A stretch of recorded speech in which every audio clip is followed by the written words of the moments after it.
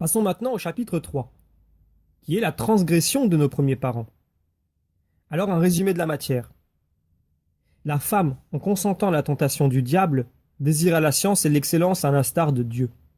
Elle désira également goûter la douceur de l'arbre défendu. Elle tomba enfin dans la transgression du précepte. Non contente de cela, elle offrit le fruit de l'arbre défendu et induisit l'homme en tentation.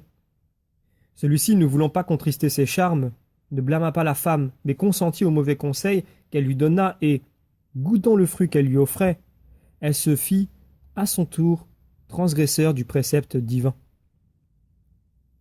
Alors, comme toujours, une explication à cela. On a dit plus avant que le premier principe, a donné à l'homme un double sens et un double appétit, par rapport au double livre et au double bien, de façon que l'homme puisse, dans la liberté de son arbitre, se tourner vers l'un ou l'autre. La femme, ayant entendu la suggestion extérieure du serpent, ne recourut pas au livre intérieur qui s'offre pour être lu au jugement droit de la raison, mais selon son sens propre. Elle s'en tint au livre extérieur et commença de rechercher le bien extérieur.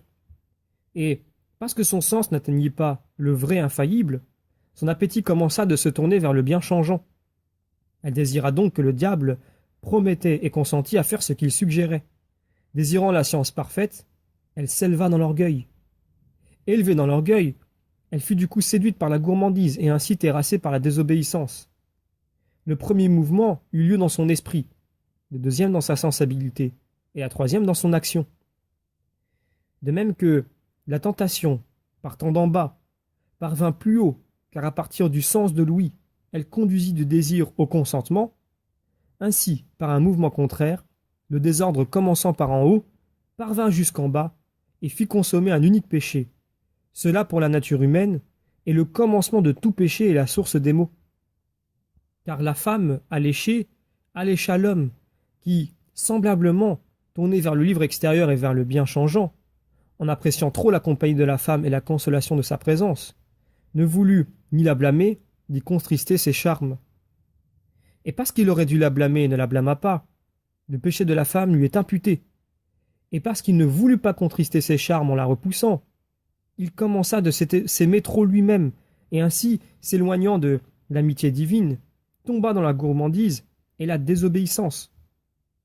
La transgression du précepte fut donc commune à l'un et l'autre, bien que pour des raisons différentes, car la femme fut séduite et non l'homme. Et dans les deux cependant, dans l'homme et dans la femme, il y eut désordre de haut en bas, d'abord dans l'esprit ou raison, puis dans la sensibilité et enfin dans l'action. L'un et l'autre furent donc terrassés par la désobéissance et alléchés par la gourmandise, car l'un et l'autre s'étaient élevés par l'orgueil, la femme en désirant et en briguant ce qu'elle n'avait pas encore, l'homme en aimant et en appréciant trop ce qu'il avait déjà.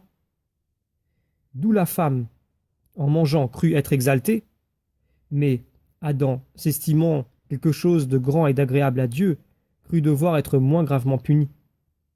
En effet, il n'avait encore éprouvé la rigueur de la sévérité divine.